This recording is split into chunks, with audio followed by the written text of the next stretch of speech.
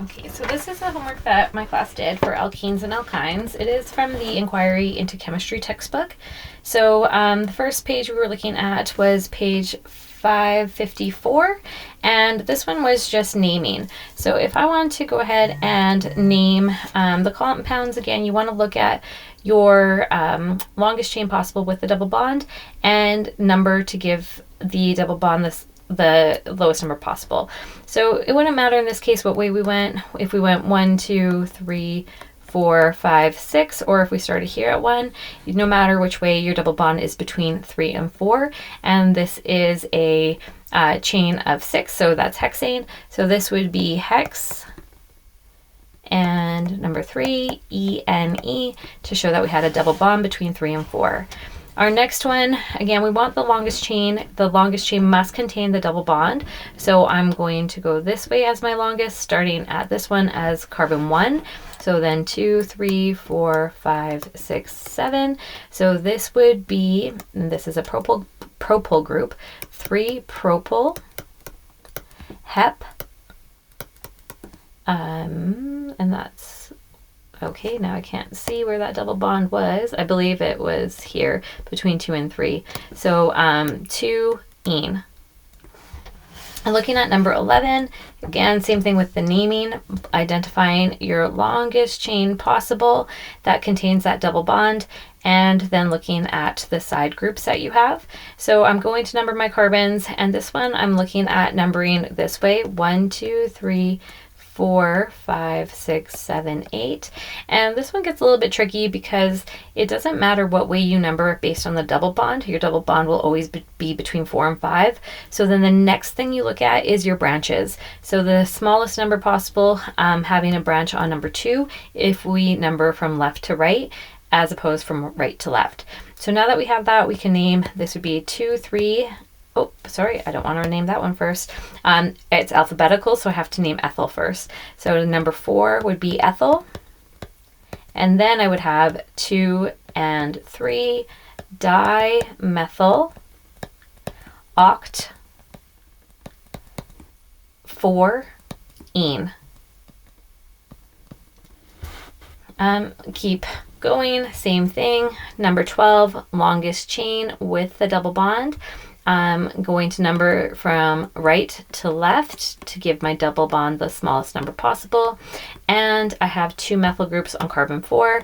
So 4, 4 dimethyl, and 5 would be pent on carbon, I'm going to just come over here, carbon 2, and then ending ENE.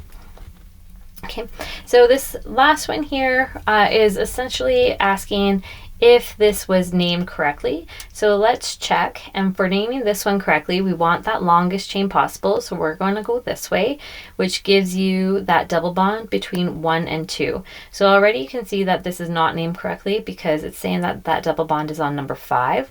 So we want to number going this way. So 1, 2, 3, 4, 5. And then you have a methyl, an ethyl, and a propyl group.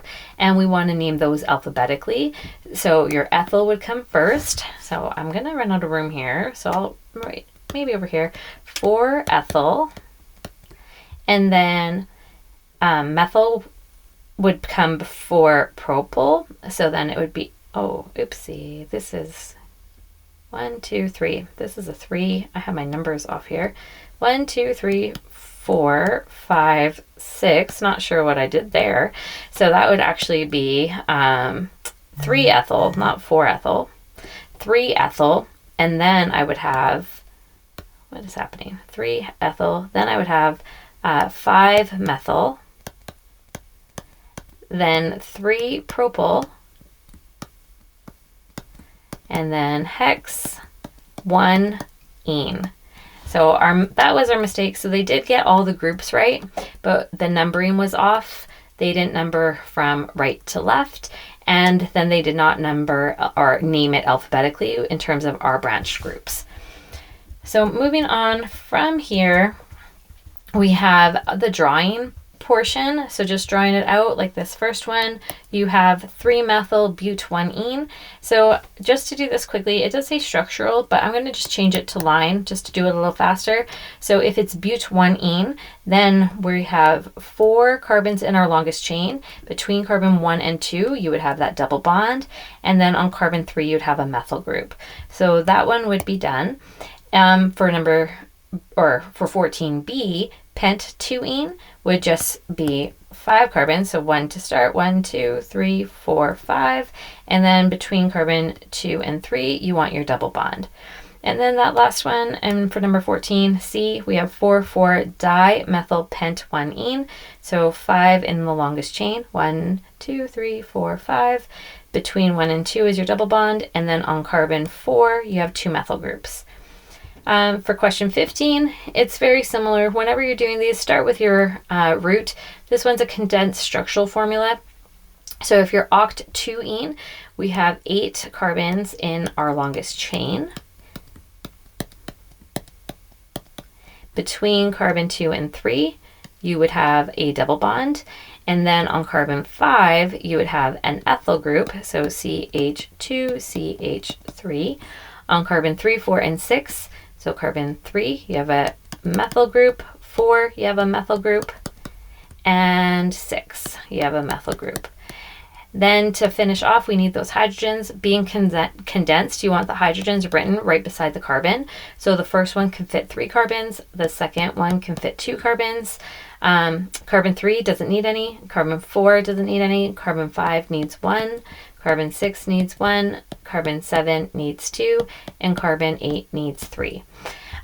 So I hope that's okay in terms of condensed, but then again, same idea. I think I'll just do quick line diagrams for the rest, just because they are faster. So 4,5-dimethylheptane, or hep-2-ene, we want 7 in the longest chain. 1, 2, 3, oh, hold up. 1, 2, 3, 4, 1, 2, 3, 4, 5, 6, 7. Between carbon 2 and 3, you have your double bond. And on carbon 4 and 5, you have methyl groups. So obviously line diagrams are so much faster as long as you understand them. Something I would tell my students, because when they ask if it matters, because the chemistry diploma doesn't have any written, it really wouldn't matter. You just would need to be able to recognize all of them. So line diagrams just helps it go a bit faster. I think I'll skip this last two, and then let's take a look at some alkynes. So with naming alkynes, very similar to alkanes. You want your longest chain to contain that triple bond. Start numbering to give the smallest number possible for your triple bond, and then name your side groups. So on carbon 4, you have 2 methyl groups, so dimethyl, pent for 5 carbons, and then not 3, we want 2, 2-ene, oh wow, YNE, ine, for that triple bond. For the next example, we definitely still want to make sure our longest chain contains that triple bond. So our longest chain will go this way. So we have carbon 1, 2, 3, 4, 5, and 6. And then just like our other one, now we name those other groups alphabetically. So ethyl would go first. So 3-ethyl. And then we have 5-methyl. Then we have 3-propyl. Sorry, it's getting very messy. And then lastly, you have your chain, which is hex. The triple bond is between 1 and 2, so put 1, and then ine, showing that we have that triple bond. And then the last thing that you were asked to do for homework in this section is to draw. If I did a condensed structural formula, again, I'll just take a couple and then we'll take a look. So if I did a pent-2-ine, pentane would be 5 carbons, so 1, 2, 3, 4, 5.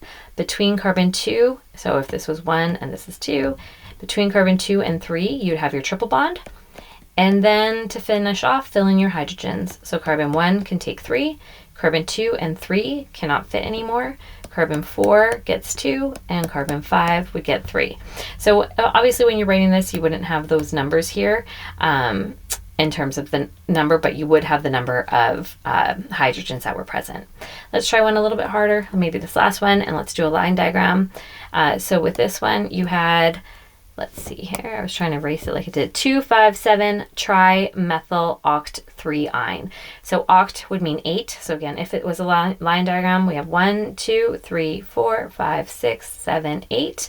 Between carbon 3 and 4 is your triple bond.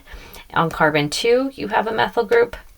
2, 3, 4. On carbon 5 and on carbon 7. So just one piece of theory that not to leave out is that when you are looking at triple bonds, they would have a linear structure, but if you're doing a quick line diagram, this does show you what's happening, but sometimes you would see this section instead in a straight line, showing that it was linear, and if that was the case, that's fine. We just have to know to understand it. If you did find this video helpful, please subscribe. If there's any other video I could do for you, just let me know in the comments. Thanks for watching.